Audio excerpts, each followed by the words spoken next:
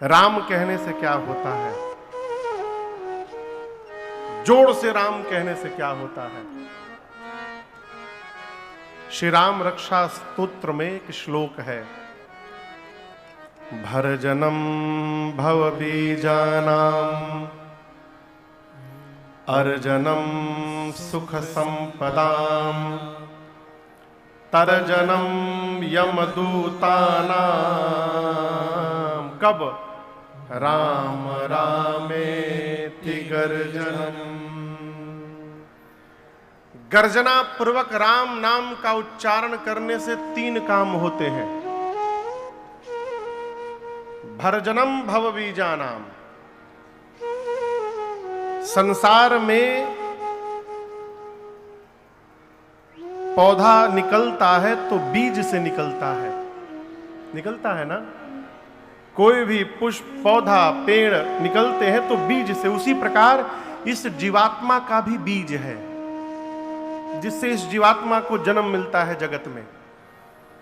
कहते हैं भरजनम भव बीजानाम, इस भव रूपी बीज को भूंज दे। भूजना समझते हैं?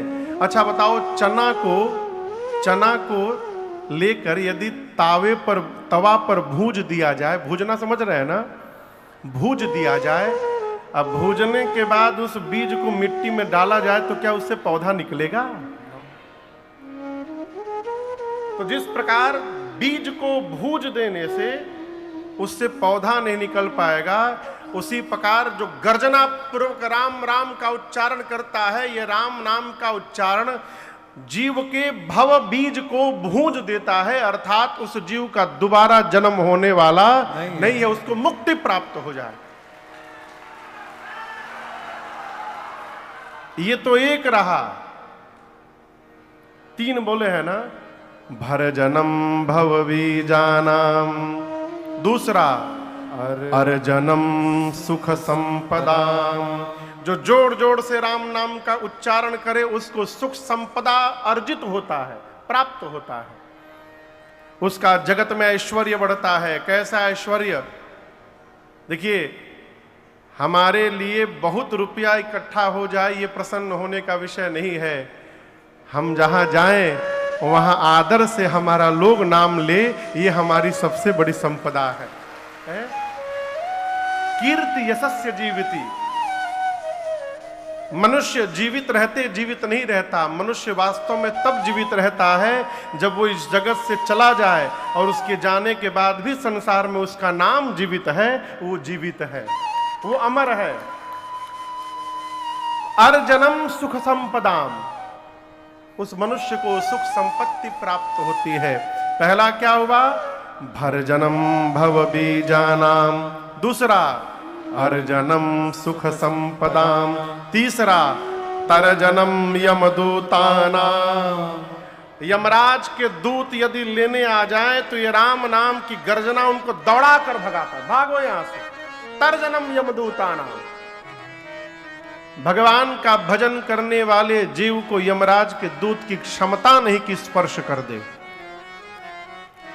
उसके लिए तो भगवान के धाम से भगवान के पार्षद आते हैं और उस जीव को भगवान के धाम लेके चले जाते हैं, सीधे भगवान के धाम।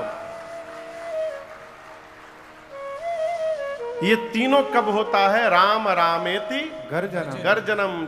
जब गर्जना पूर्वक राम नाम का उच्चारण हो जीवन में, तो ये तीनों कार्य पूर्ण होते हैं।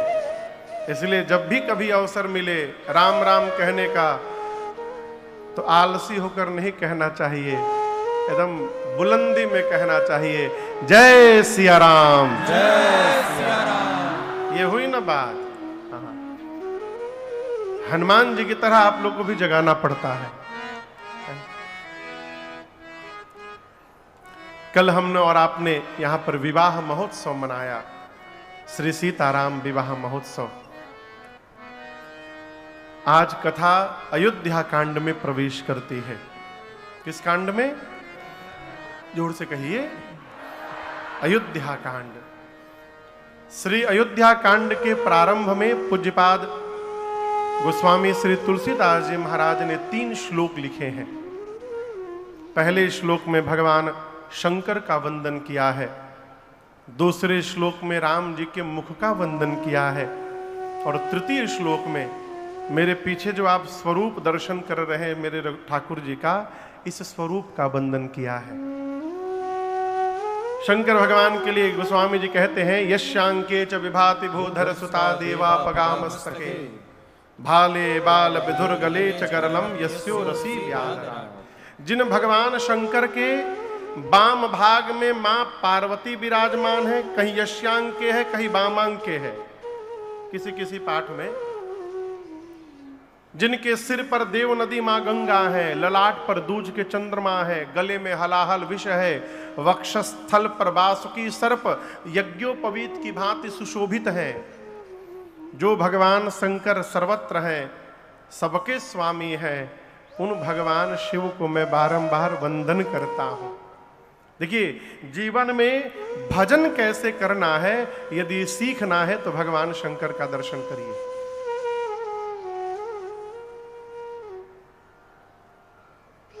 वैसे तो बोकारो में बहुत काफी संख्या में आप लोग आ रहे हैं। कई जगह से मेरे पास फोन भी आया कि महाराज श्री बोकारो को लोग खूब आनंद ले रहे हैं, खूब संख्या में उपस्थित हो रहे हैं। ये आपका भी सौभाग्य है और मेरा भी सौभाग्य है। लेकिन मेरा एक प्रश्न है, क्या बोकारो में केवल आप ही लोग रहते हैं और कोई नहीं रहता है? वो क्यों नहीं आ रहे हैं? इतनी समस्या है जीवन में साहब। किसी से कहिए कि चलो कथा में, कथा सुनने का टाइम है, अभी इतना टेंशन है आप सोच नहीं सकते है।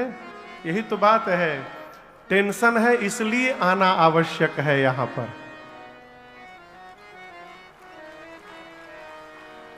आप समझ रहे मेरी बात को? भगवान शंकर से अधिक कोई समस्या में रहता है। अब आप कहोगे महाराज जी तो भगवान है, इनको क्या समस्या है? प्रेमचंद जी, हम गिना रहे समस्या। देखिए, बाबा के बगल में पार्वती मैया बैठी हैं, और सिर पर कौन बैठा है? गंगा मैया। जोर से कहिए। गंगा मैया। बगल में पार्वती मैया बैठी हैं, कपारे पर गंगा मैया बैठी हैं। ये टेंशन का विषय नहीं है। आप कहिए, टेंशन का विषय नहीं है। बाबा के गले में सांप है, कार्तिकेय भगवान मोर पे चलते हैं, बगल में मोर भी है नीचे। यहां देखिए, नीचे मोर होगा, दिखाई दे रहा होगा। दिखाओ स्वरूप, दिखाओ एक बार। है मोर। अब मोर के आगे सांप है और मोर सांप को कुछ कह नहीं रहा है। दोनों को एक साथ रखना समस्या नहीं है का? कहिए। गणेश जी चलते मूसक पर, अब वहां पर बाबा के पास सांप है, सांप के आगे मूसक महाराज फुदुक रहे हैं और सांप छू नहीं रहा है। ये समस्या नहीं है, दोनों को एक साथ में रखना।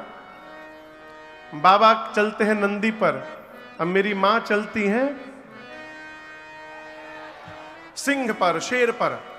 नंदी और शेर एक साथ पार्किंग में खड़े हैं। कैलाश के पार्किंग में एक साथ नंदी और शेर खड़े हैं। दोनों को एक साथ रखना ही समस्या नहीं है तो और क्या है?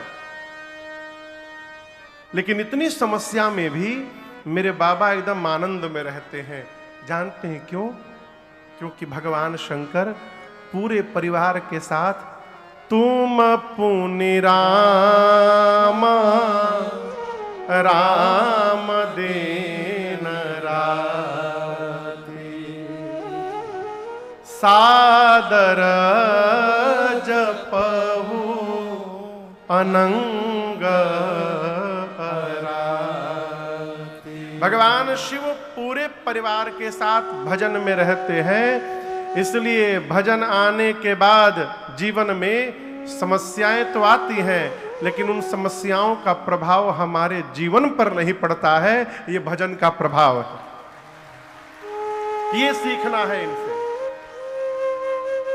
और जवानी में सब समस्या तो जवानी में है। हम लोग छोटे थे तो मन में होता था कब बड़े हो जाएं, कहें पढ़ाई से पिंड छूटे। लेकिन अब सही बताएं आपको, अब मन करता है काश फिर से छोटे हो जाते। कोई टेंशन नहीं था हो समय, पढ़ाई करो, खेल करो, आनंद करो। गृह कारज नाना जंजाला, ते अति दुर्गम शैल विशाला। इस नाना प्रकार के जंजाल में रहते हुए आनंद में यदि रहना है तो भगवान शंकर का अवलोकन करिए। जवानी की कथा है अयोध्या कांड की कथा, इसलिए भगवान शंकर की तरह भजन में लगे रहिए और अपने कर्तव्य का पालन करते रहिए। पूरा जीवन आनंद पूर्वक निकल के चला जाएगा और पता भी नहीं चलेगा। इसलिए पहले श्लोक में बाबा को वंदन किया, दूसरे श्लोक में राम जी के मुख को वंदन किया। आप दर्शन करिए, राम जी से रात में क्या कहा गया कि सवेरे आप युवराज बनेंगे। राम जी प्रसन्न नहीं भये। प्रातः काल कहा गया राम जी युवराज नहीं, वन में जाना है। राम जी दुखी नहीं भये। गोस्वामी जी कहते हैं प्रसन्नताम या नगता विषेकतः तथा न ममले वनवास दुःखतः मुखाम्बुजश्री रघुनंदनस्य में सदास्तु सा मंजुल मंगल प्रदा। भगवान का वो मुख जो अभिषेक होगा सुनकर प्रसन्न नहीं भया, वनवास होगा सुनकर दुखी नहीं भया। जो भगवान का मुख सर्वकाल एक रस में रहता है, वो मुख अपने भक्तों का सर्वदा मंगल करने वाला है। गोस्वामी जी कहते हैं मैं उस मुख की बारंबार वंदना करता हूं। तीसरा श्लोक आप में से कई लोगों को स्मरण भी होगा, मेरे पीछे देखिए और गाइए। नीलाम्बुजश्यामलकोमलांगम सीता समारो पितबाम भागम पाणौ महाशायक चारु चापम नमामि रामम रघुवंशनाथम। गोस्वामी जी कहते हैं नीलाम्बुज, नील अंबुज के समान श्यामल कोमलांगम, जिनके श्याम रंग के कोमल अंग हैं। सीता समारो पित बाम भागम, जिनके बाम भाग में जगत जननी मां श्री सीता जी विराजमान है। वो राम जी पाणौ यानी दोनों हाथ में, उभौ है पाणौ, महासायक चारु चापम, एक हाथ में महासायक यानी धनुष रखे हैं और दूसरे में चारु, चारु माने सुंदर, चाप माने धनुष, अपना सुंदर सारंग धनुष पकड़े हैं। एक हाथ में बाण, एक हाथ में धनुष पकड़कर सीता जी के साथ रघुवंश के सिंहासन पर विराजमान है। उन राम जी को नमामि रामम रघुवंशनाथम, मैं बारंबार वंदन करता हूं। ये 3 श्लोक हैं अयोध्या कांड के, और इसके बाद कथा प्रारंभ की गोस्वामी जी ने। लेकिन आप दर्शन करिए, प्रारंभ करने के पहले एक दोहा लिखा। ये दोहा आप में से कितने लोगों को याद है? अयोध्या कांड का पहला दोहा कितने लोगों को याद है? एक मजे की बात बताएं, पूरे पंडाल को याद है। आप ही नहीं, धरती पर जितने सनातनी हैं उन सबको याद है। लेकिन मालूम ही नहीं था महाराज ये अयोध्या कांड का दोहा है। आइए साथ में गाइए। श्री गुरु चरण सरोज रज निज मन मुकुर सुधार, बरनौ रघुबर बिमल जस जो दायकु फल चार। अच्छा, ये दोहा कितने लोगों को याद था? पहले क्यों नहीं हाथ उठाएं? महाराज हम तो जानते थे कि श्री हनुमान चालीसा का है, लेकिन आपको बताऊं ये अयोध्या कांड का प्रथम दोहा है। यहां से गोस्वामी जी ने उठाकर श्री हनुमान चालीसा में उसको रख दिया है? गोस्वामी तुलसीदास जी अयोध्या कांड की कथा प्रारंभ करने से पूर्व कहते हैं, श्री गुरु चरण सरोज रज, सरोज यानी कमल, चरण यानी पांव, मैं अपने श्री गुरुदेव भगवान के कमल रूपी पांव में जो रज लगा है, धूल लगा है, उस धूल से निज मन मुकुर सुधारी।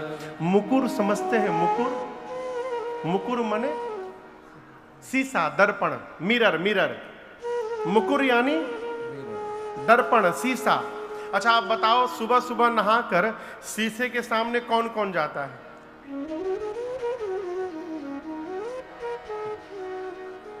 सब जाते होंगे, छोड़ एक आदमी को। बोलूं? अब हमारी पंडित जी को शीशा का गिलक का काम है? जिसके सिर पर बाले नहीं है, वो शीशा के सामने जाके क्या कर लेगा? सॉरी, कोई अन्यथा न लेगा। दर्पण के सामने जाते हैं। अच्छा आप बताओ, दर्पण पर यदि मैल जमा हो तो आपको चेहरा दिखाई देगा? कहा करिए, बीच में नहीं दिखाई देगा। तो आप क्या करेंगे? उसको साफ करेंगे।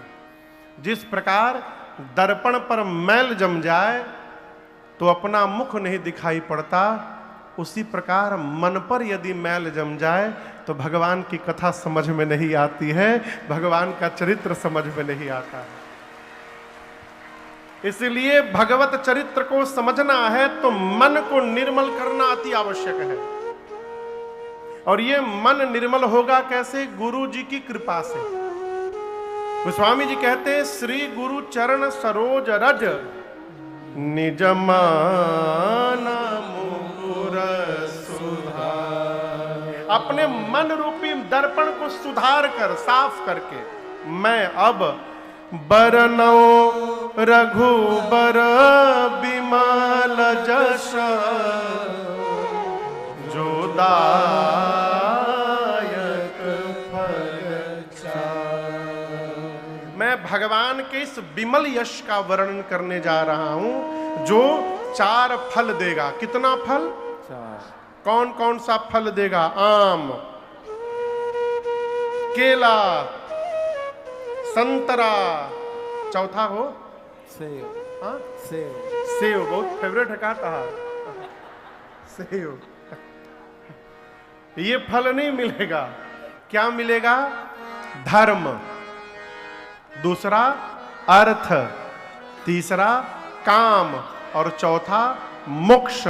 भगवान के यश का गुणगान मनुष्य को चारों पुरुषार्थ देने में सक्षम है। इसलिए गोस्वामी जी कहते हैं, मैं मन को निर्मल कर रहा हूं।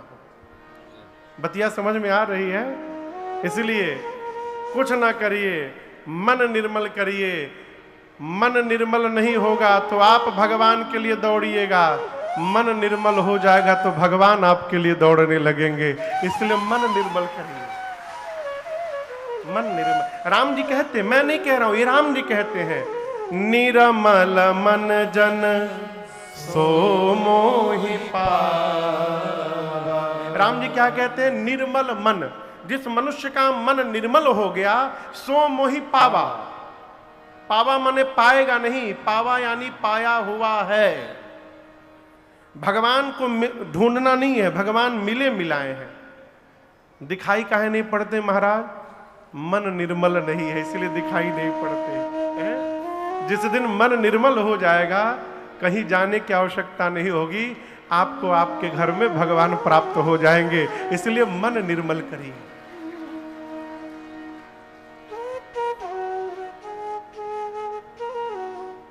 पूज्यपाद गोस्वामी तुलसीदास जी अयोध्या कांड की प्रथम चौपाई लिखते हैं। आगे आगे हम गाएंगे, पीछे से सुनकर आप गाइएगा, ठीक है?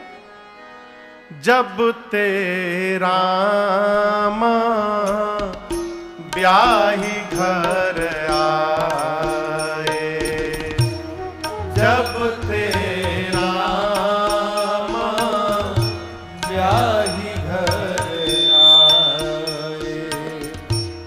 नित नव मंगल मोद बधाए।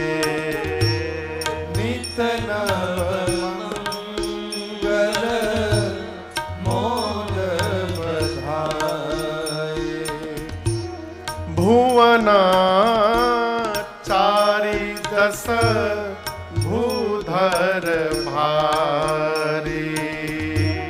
भुवन चारि दस भूधर भारी।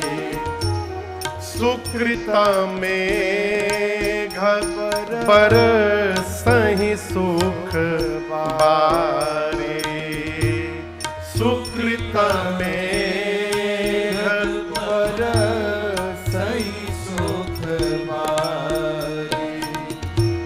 रिधि सिद्धि संपत्ति नदी सुहाई। रिधि सिद्धि संपत्ति नदी सुहाई। उमगी अवध बुद्धि कहूँ आई। उमगी अवध बुद्धि कहूँ आई। उमगी अवध बुद्धि कहूँ आई। उमगी अवध बुद्धि कहूँ आई। गोस्वामी जी कहते हैं, जबते राम ब्याही घर आए। जिस दिन से श्री रघुनाथ जी विवाह करके अयोध्या आए हैं, अयोध्या में क्या स्थिति है? नित नव मंगल मोद बधाए। अयोध्यावासी नित्य नवीन आनंद महोत्सव मना रहे हैं। नित्य बधाई गाई जा रही है, लोग नित्य उत्सव मना रहे हैं। और आपसे कहूं, अयोध्या का ये महोत्सव, उत्सव, बधाई, गीत, आनंद 11 वर्षों तक चलता रहा। कितने दिन तक? भगवान विवाह करके आए, उसके बाद 11 वर्ष तक अयोध्या में ये उत्सव नित्य चलता रहा। आप कहोगे महाराज ये कैसे संभव है? स्वभाव से संभव है। कई लोग सब कुछ होने के बाद भी रोते रहते हैं और कई लोग अभाव में भी आनंद में झूमते रहते हैं। ये स्वभाव है। प्रेम भैया, यदि आनंद में रहने का स्वभाव बन गया तो आप धरती के किसी भी कोने में रहेंगे तो नाचते रहेंगे। और रोने का यदि स्वभाव बन गया तो वैकुंठ मिलने का बाद भी आदमी रोता ही दिखाई पड़ेगा। वो है स्वभाव। अयोध्या में लोग आनंद महोत्सव मना रहे हैं। गोस्वामी जी कहते हैं, भुवन 4 10। 4 10 कितने होते हैं? 14 भुवन में ये महोत्सव चल रहा है। ऐसा लगता है कि अवधवासियों के जीवन के सत्कर्म सुकृत मेघ, जीवन के सत्कर्म मेघ बन करके, बादल बन के अयोध्या वासियों के ऊपर सुख की वर्षा कर रहे हैं। सब प्रकार से लोग प्रसन्न हैं, सब विधि सब पुर लोग सुखारे। देखिए, एक आपका भ्रम दूर कर दे हम। आज किसी ने मेरे से प्रश्न किया कि प्रातःकाल एक प्रेस के साथ संवाद था, तो किसी ने प्रश्न किया, महाराज जी जीवन में कर्म महत्वपूर्ण है कि धर्म?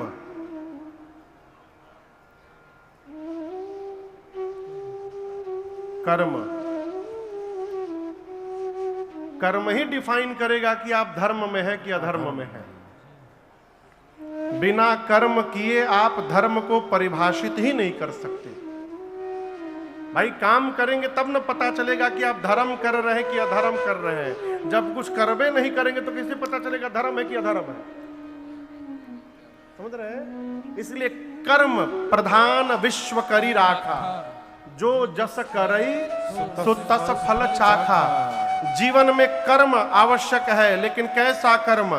धर्म सम्मत कर्म आवश्यक है, ये इसका विवेक रखना चाहिए। केवल भगवान की अगरबत्ती दिखाने से हम सुखी नहीं हो पाएंगे जब तक हमारे द्वारा सत्कर्म नहीं होगा। बहुत गंभीरता से कह रहा हूं आप लोगों से, कर्म करिए। कैसा कर्म? सत्कर्म करिए, परमार्थ करिए। क्यों? बिना सत्कर्म किए जीवन में सुख मिलने वाला नहीं है।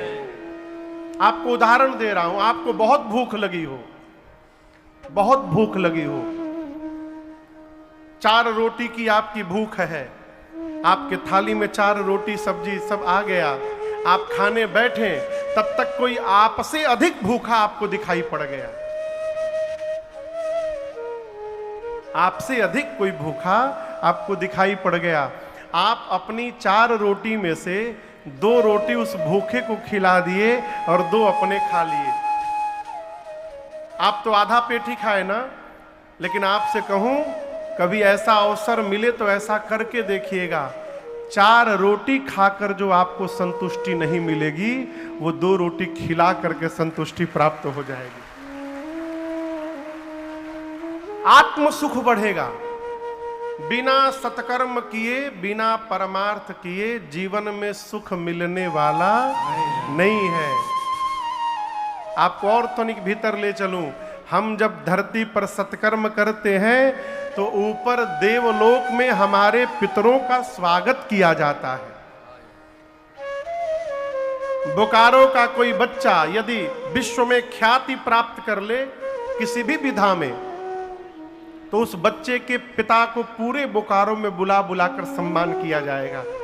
अमुक के पिताजी आज विशिष्ट मेहमान हैं, होता है ना।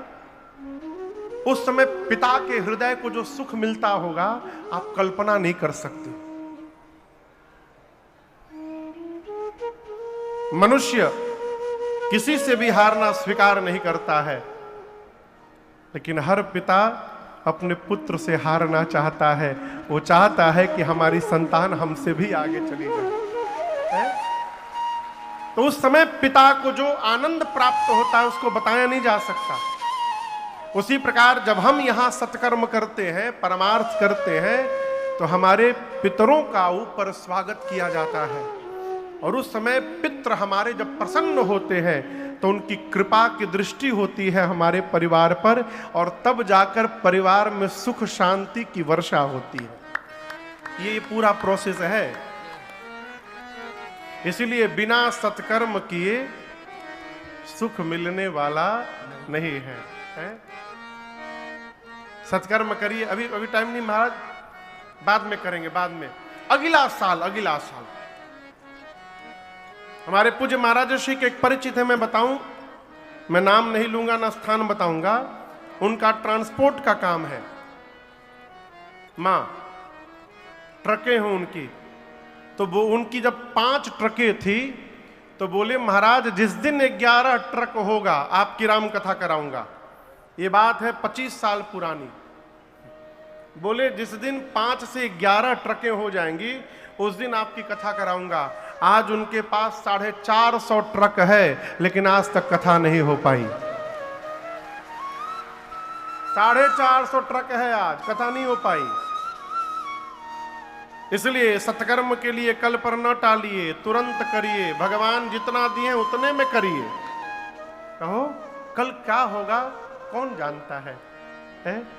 हम लोग एक पद गाते हैं, अरे किस धुन में बैठा बावरे और तू किस मद में मस्ताना है। वो सोने वाले जाग जागता है।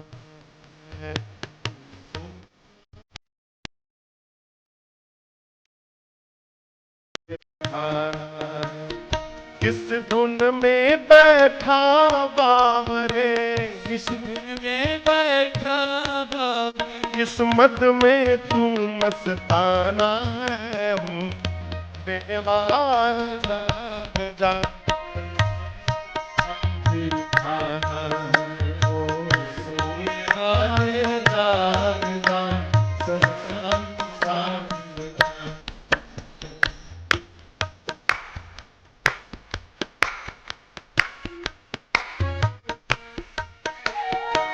क्या लेकर आया था जग में, जाएगा जाएगा। तू क्या लेकर आया था जग में, फिर क्या लेकर जाएगा, फिर क्या लेकर जाएगा, कर जाएगा। मुट्ठी बांधे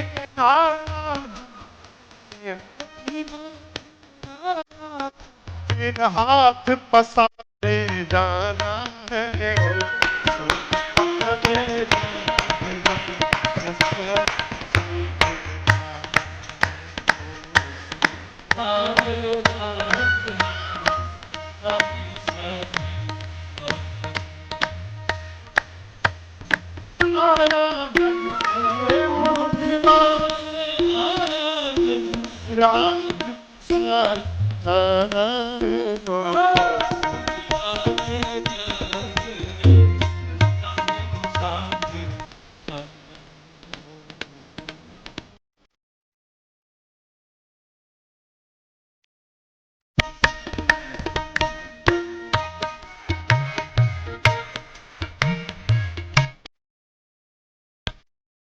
कोई आज गया, कोई कल गया, कोई चंद रोज में जाएगा,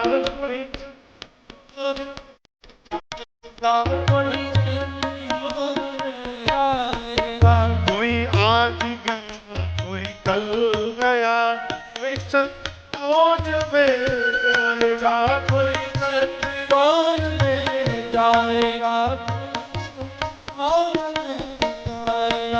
जिस घर से निकल गया पंछी, जिस घर से निकल गया पंछी, घर में आना।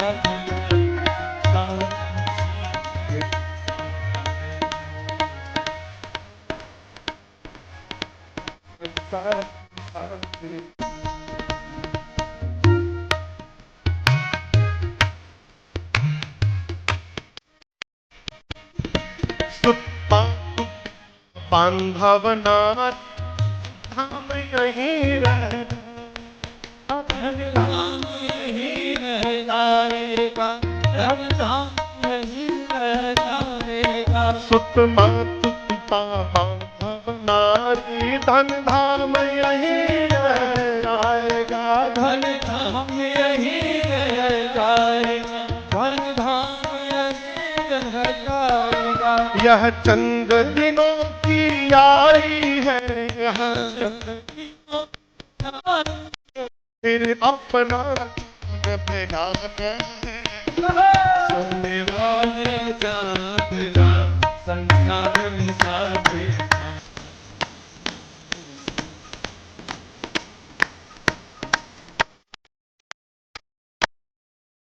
यह चंद की यारी है, यहाँ चंद्रों की हरी है, फिर अपना को बेगाना।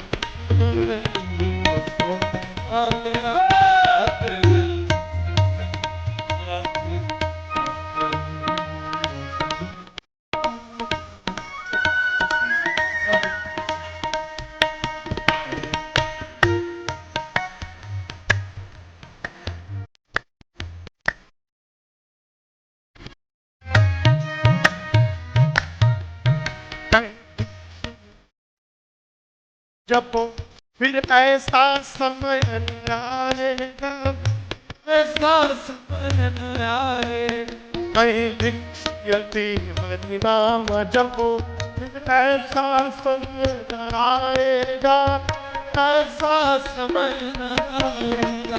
पाकर कंचन सी काया को हाथ मीज पछताना।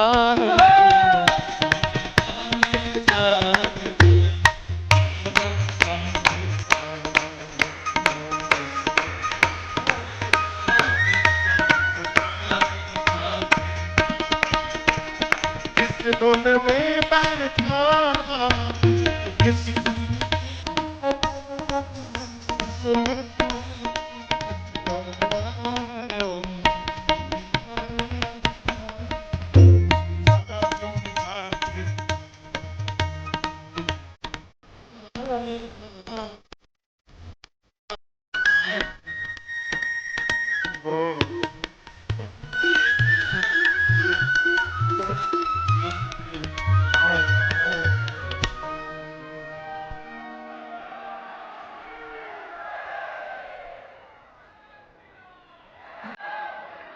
बैठिए बैठिए।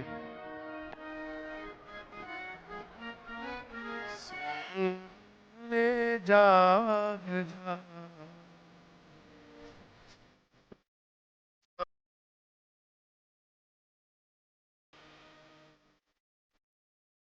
सत्कर्म करिए। कब करें महाराज? तुरंत करिए। है